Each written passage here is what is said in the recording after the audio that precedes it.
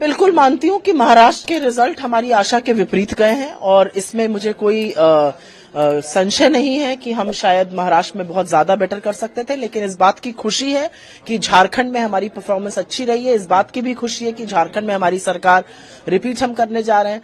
हम सबक सीखते हैं इलेक्शन से और ड्राइंग बोर्ड पर जाकर हम देखेंगे कि क्या हुआ।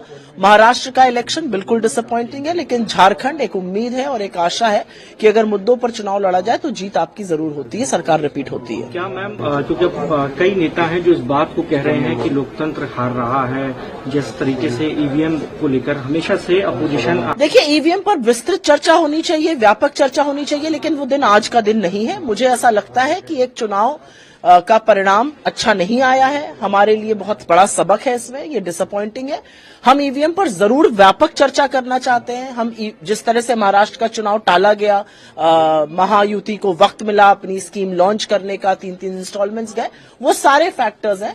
लेकिन डिसअपॉइंटिंग बात यह है कि हमारे वो नंबर्स नहीं है जिसकी हमें आशा थी।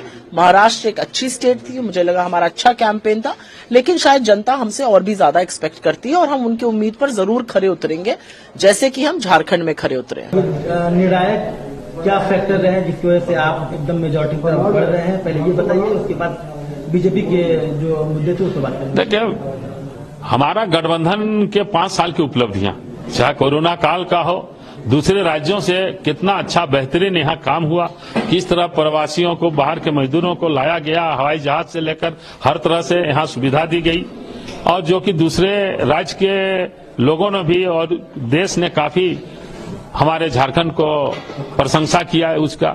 और 3 साल जो बचा उस पीरियड में यहाँ सारे विकास के काम हुए जो आम जनता से सरोकार थे, चाहे किसानों के ऋण माफी से संबंधित हो, सर्वजन पेंशन से हो, या राशन कार्ड को हरा राशन कार्ड बनाने की बात हो, या अबू आवास, जब केंद्र सरकार ने पैसा देना बंद कर दिया प्राइम मिनिस्टर आवास के लिए, तो अबू आवास यहाँ गरीबों को देने का काम किया गया।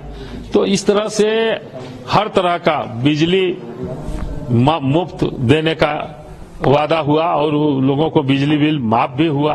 तो इस तरह से 50,000 से लेकर 2 लाख तक किसानों का जो कृषि ऋण था, आप जानते हैं कि भाजपा की सरकार बड़े बड़े पूंजीपतियों का ऋण माफ कर देती है, लेकिन इन गरीब किसानों का, जो किसान अन्न उत्पादन करता है, जो विश्व का भरण पोषण कहलाता है, उसके लिए उनके सामने कोई राशि नहीं है। आज गठबंधन की सरकार ही है जो किसानों के लिए 2 लाख रुपया ऋण माफ करने का काम किया। आपको क्या लगता है बीजेपी कहाँ चूक गई मतदाताओं को अपनी तरफ करने में, वोटर्स को साधने में? देखिए, बीजेपी वो अपना तरीका से काम की।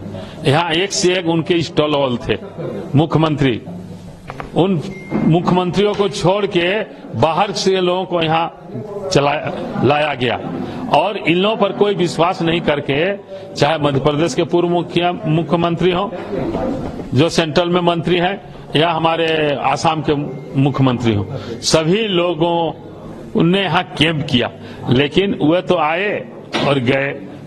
जब यहाँ के लोगों पर विश्वास नहीं तो बाहर के लोगों को जनता क्या विश्वास करेगी?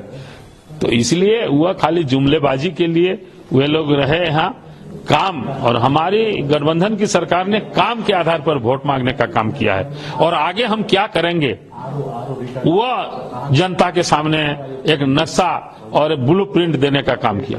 जो मुद्दे बीजेपी ने उठाए थे, चाहे घुसपैठ का मामला हो, आदिवासी, वह तो अपने आप में फंस गए। घुसपैठ का मुद्दा, जब दूसरे देश से दूसरे देश में, एक देश से दूसरे देश में लोग जब आते हैं, प्रवेश करते हैं, या वहां पर, ये तब घुसपैठिया का मामला बनता है। और बॉर्डर सिक्योरिटी का जिम्मा केंद्र सरकार का है, माननीय प्रधानमंत्री, माननीय होम मिनिस्टर, रक्षा मंत्री, इन लोगों का जिम्मा है। तो वो अपने आप में फेल्यूर है। ये खाली हवा, जुमलाबाजी हुआ। कहीं एक भी, उनके सामने सारी एजेंसियां हैं, उन्होंने कहीं एक भी घुसपैठिया को चिन्हित किया है? जो लोग हमारे बिहार से आते हैं, जो लोग बंगाल से आते हैं, क्या वह घुसपैठिया हैं? तो इन्होंने कभी चिन्हित नहीं किया है। और खाली हवा हुआ हुआ घुसपैठिया, लोगों को दिग्भ्रमित करने के लिए, और ये इस सब को यहाँ की जनता पूरी तरह नकार दी है। देखिए, ये तो अभी ट्रेंड्स के हिसाब से तो ठीक ही है, मगर अर्ली आवर्स हम मान के चल रहे हैं, क्योंकि यहाँ पर 20-20 राउंड की काउंटिंग है अप्रॉक्सीमेट। अभी दूसरे तीसरे राउंड की रुझान सामने आ रहे हैं। कहीं पर हम छोटे मोटे मार्जिन से पीछे हैं, कहीं पर हम आगे हैं कंफर्टेबल मार्जिन से, मगर हमारा मानना है कि आप 2 से 3 बजे तक वेट कीजिए, क्योंकि लंबी काउंटिंग है और ये नंबर ऑफ सीट्स भी बढ़ेगा और मार्जिन भी बढ़ेगा।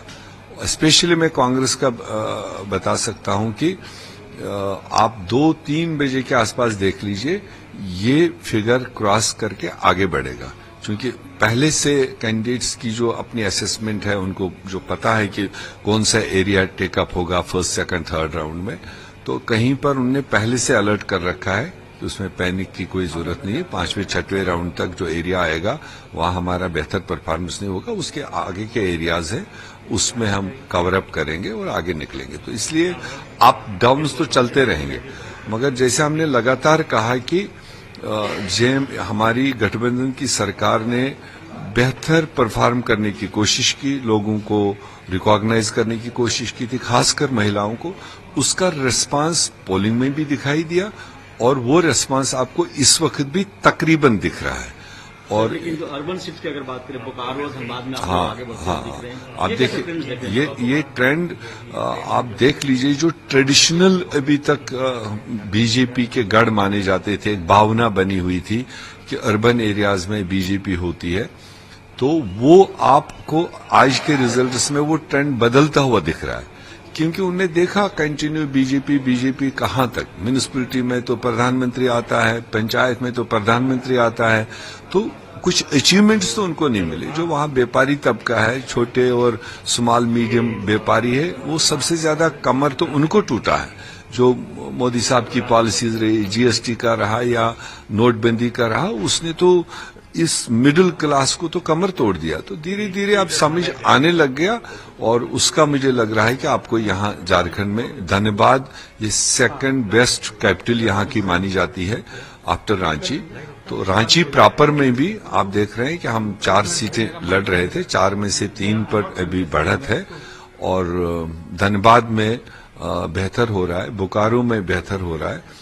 तो उसी तरह से और जगहों पर भी अभी हम कम से कम 6 सीटों पर ऐड समझ रहे हैं कि जो काउंटिंग 5वें 6ठे राउंड में जाएगी, तो आप देखेंगे 5 से 6 सीटें आपको इस कोटे में और बढ़ती हुई दिखाई। सर, एक आखिरी सवाल है, आप लोगों ने एक बैठक भी की है, क्लोज भी दिख रहा है, करीब 45-40 का मामला, तो क्या रिजॉर्ट पॉलिटिक्स जरूरत पड़ी, क्या विधायकों को सेफ करेंगे? नहीं, पहली प्रायोरिटी वो नहीं होगी। हम जनता के ने जो मैंडेट दिया है, जिस तरह का भी सामने आएगा, उसको ऑनर करते हुए, और ऐसा जो मीडिया में कल से चलाया जा रहा है कि कांग्रेस विधायकों को बुला रहा है, वो तो नॉर्मल प्रोसीजर है। अलर्ट कॉल तो जाएगी, वो खाली कांग्रेस नहीं कर रहा है, वो जेएमएम भी कर रहा है, वो दूसरी पार्टियां भी कर रही है, वो बीजेपी भी कर रही है। इसका मतलब कांग्रेस बुला रहा है तो हमें पता था हम सरकार बनाने वाले। अगर ये माना जाए कि बीजेपी नहीं बुला रहा है अपने एमएलए को, दैट मीन्स उन्हें सरेंडर पहले ही कर दिया कि बुलाने की जरूरत ही नहीं। अगर उनको भी सरकार बनाने का दिखता तो वो जरूर एमएलए को बुलाते, लेजिस्लेटिव पार्टी होती, लीडर चुने जाते, सरकार ठोकते। तो हम कॉन्फिडेंट थे, कॉन्फिडेंट हैं। देखिए, रुझान जो है परिणाम में बदलेंगे, क्योंकि रुझान भी बहुत अच्छे आ रहे हैं और जो मार्जिन है वो बढ़ता दिखाई दे रहा है लगातार। और हमने जो कहा था वो सामने दिखाई दे रहा है। हमने जो काम किया है, ओल्ड पेंशन स्कीम की बात हो, किसानों के कर्ज माफ करने की बात हो, या बिजली फ्री करने की बात हो 200 यूनिट तक, सर्वजन पेंशन, महिला सम्मान योजना, सबका जो इनाम है जनता देने जा रही है और इनाम अब परिणाम में दिखाई देगा।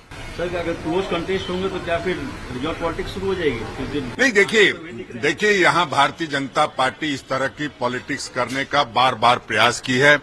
जब जरूरत पड़ी तो उन्होंने मुख्यमंत्री को जेल भेज करके सरकार की बहुमत। दोस्तों, मुझे उम्मीद है कि ये वीडियो आपको पसंद आया होगा। वीडियो पसंद आया तो प्लीज हमारे यूट्यूब चैनल सोच टाइम्स को जरूर सब्सक्राइब करें। अगर फेसबुक पे देख रहे हैं तो पेज को भी जरूर फॉलो करें। मैं आपको बता तो सोच टाइम के साथ आप लोग हर दिन एक खबर को देखेंगे। यहाँ पे आपको काफी सारे अलग अलग टॉपिक को कवर किया जाता है, जहाँ पे हम पाकिस्तानी मीडिया रिएक्शन, अगर कोई भी इंडिया में घटना घटे उस पे हो, या फिर यहाँ पे इंडिया में कोई घटना घटे तो उसके रिलेटेड भी वीडियो डालते हैं। उसी के साथ साथ हमारे इस चैनल पे आपको कई सारे शो देखने को मिलते हैं, जैसे सोच टाइम बुलेटिन, जहाँ पे पूरे दिन में कोई भी घटना घटता है तो उसको हम प्रॉपर आपको एक्सप्लेन करके समझाएंगे। और उसी के साथ साथ मैं आपको बता दूं, आपको यहाँ पे सोच टाइम शो देखने को मिलता है जो कि रोज आपको शाम को देखने को मिलेगा। उसी के साथ साथ आपको कई सारे जैसे हिस्टोरिकल टॉपिक हो या फिर हो यहाँ पे डेली का सैटरडे लेट नाइट शो, जहाँ पे सोशल मीडिया पे चलने वाले कोई भी ट्रेंडिंग टॉपिक के बारे में बात करेंगे।